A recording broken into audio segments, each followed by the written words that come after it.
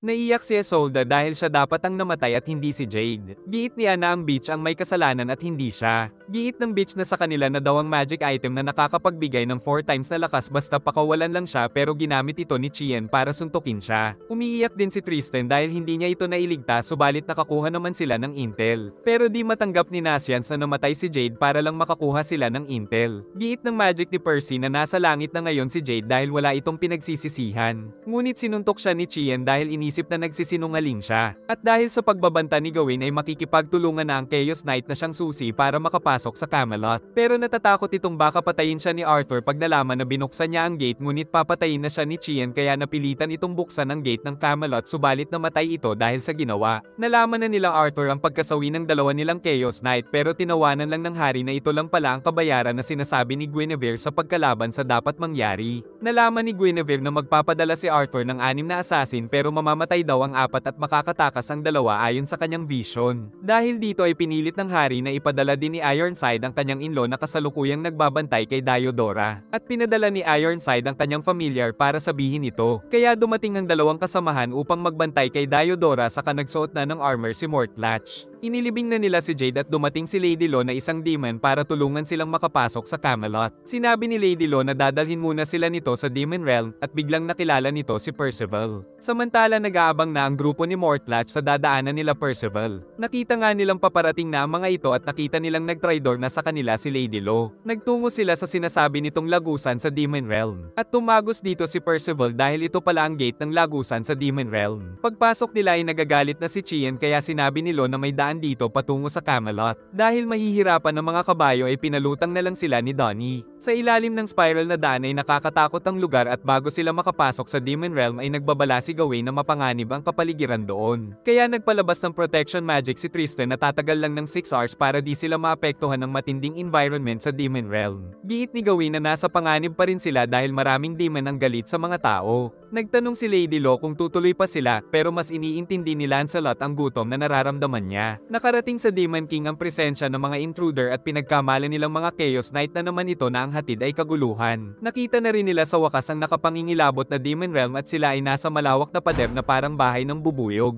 Dahil dito ay naalala ni Percival nung kasama niya si Zeldris sa lugar na ito. Kaya nalaman niyang ang lugar na ito ay lagusan patungo sa iba't ibang lugar sa Britanya. Nagtaka ang mga kasama kung ba't may alam siya dito. Samantala dumating ang malakas na hangin kaya nahulog silang lahat. Nagmadali si Percy na gamitin ang magic nito at si Chien ay iniligtas ni Lo habang ang labas Ponzo ay iniligtas ni Tristan. Nahuhulog ang 2 kabayo kaya gumamit si Gawain ng enchantment magic para magkaroon ng pakpak ang mga ito. Subalit dumating ang malaking halimaw kaya nagpanik ang grupo. At nang maamoy nito si Percival ay kinuha sila nito. Sumuko sila Tristan dahil bihag sila Percival saka nawawala pa si Gawain. Nagising silaan sa isang lugar at nakita nila si Percival na kasama ang isang demon tapos biglang dumating ang nakakatakot na magic dahil dumating ang Demon King na si Zeldris. Subalit kilala nito si Percival na ikinagulat ng mga kasama. Sila Tristan naman ay ginawang bihag at napansin ng mga ito ang hybrid blood ng prinsipe kaya nais siyang patayin ng mga demon. Pero nang malaman na kasama ito ni Percival ay tumigil ang mga ito. Natuwa si Percival nang makita si Queen Gelda. Kaya sinabi ng Demon King na 15 years ago ay nanirahan dito si Percy. Saka naikwento ni Percival na pinatay ni Ironside na kanyang ama ang kanyang lolo. Giit ni Zeldris na nakaka-relate siya dahil noon ay masama din sa kanya ang ama. Tapos nalaman nilang kapatid pala ni Meliodas ang hari ng mga demon. At ipapakita sana ni Percival ang espada pero laking gulat nila dahil nawawala ang importanteng piraso ng Coffin of Eternal Darkness na maaaring gamitin upang maikulong ang mga demon kaya pinag-utos din ni Zeldris na hanapin ito ng mga tauhan. Agad na naghanap sila Percival at ginamit nito ang magic para magpatulong sa paghanap. Kalaunan ay dumating na rin sila Isolda. At ikinwento nila na nawawala ni Percival ang artifact. Kinabahan din ng mga demon nang malaman nito pero malaki daw ang respeto nila kay Percy kaya nagtataka na si Nasians. Nakita ng mga mini Percival ang isang Chaos Knight na malapit ng mamatay kaya tutulungan sana ito pero pinigilan siya ni Nasians. Samantala nakita na sila ng isa sa Chaos Knight at nagtatago ang mga ito sa kagubatan sa pamumuno ni Mortlatch. Pero ang isa nilang kasamahan ay pinagdududahan nila kaya inatake nila ito pero lumaban ng laser kaya bagsak ang 2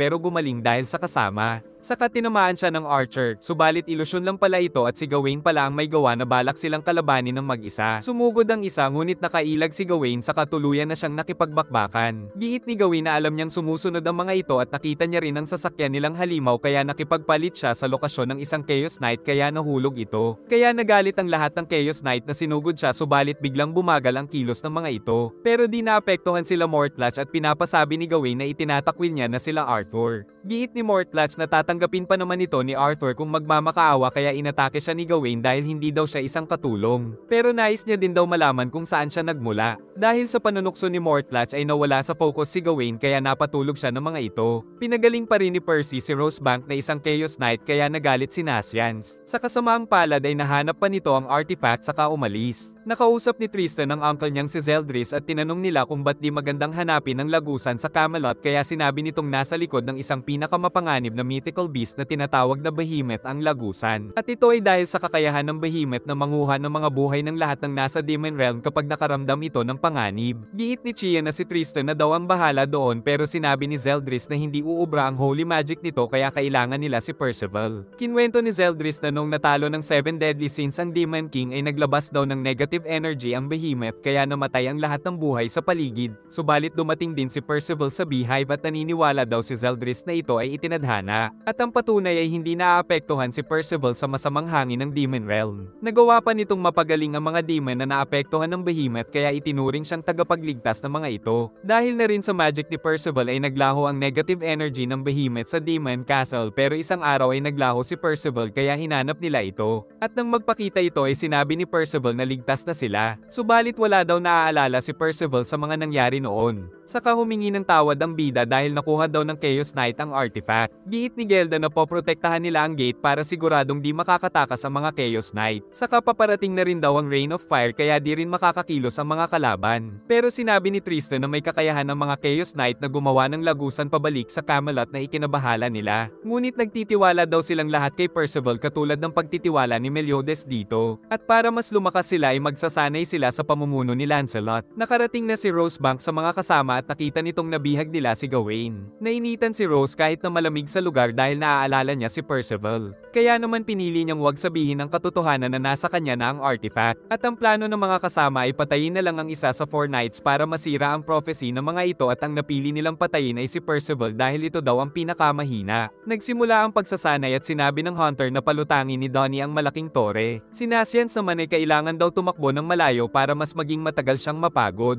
Dagdag pa ni Lancelot na alamin nila ang lakas at kahinaan ng kanilang mga kakayahan. Saka pinagpahinga nito si Anne dahil psychological ang bagong magic nito. Si Percival naman ay pinagsasanay ni Lancelot ng espada at siya daw ang makakalaban nito sa pagsasanay. Nakagawa ang hunter ng malaking axe ni Talisker at kinopya niya rin ang galaw nito habang nakikipaglaban kay Percival tapos napatras si Lancelot kaya nasa level 2 na daw siya ng pagsasanay nila at pinagsusuntok niya ang bida gamit naman ang teknik ni Macduff. Umatake ng mabilis ang bida kay Lancelot pero di ito matamaan. Saka naramdaman ng hunter na lumakas ang magic ni Percival dahil sa tiwala ng mga demon pero tinamaan niya ito ngunit di tumalsik ng malayo saka sinabing dapat ay mag-focus siya sa pagsasanay ng espada kaya muli itong umatake ng walang tigil. Subalit sinipa lang siya sa mukha at napansin ni Lancelot na may sariling pag-iisip ang mga magic nito pero ang matinding misteryo ay kung paano muling nabubuhay si Percival. Napapagod na si Nasians nang samahan siya ni Anne dahil ang boring daw magpahinga. At sa kanilang pag-uusap ay nalaman ni Nasians na na-awakened ni Anne ang magic nung namatay ang kanyang ina. Ngunit nang magtanong si Anne kung nag-away ba sila ni Percival ay biglang tinamaan ng matinding gravity si Nasians dahil di na kontrol ni Anne ang magic. Samantala natatain na si Donnie sa hirap ng pinapagawa sa kanya. Dumating na rin ang Rain of Fire na parang mga bulalakaw.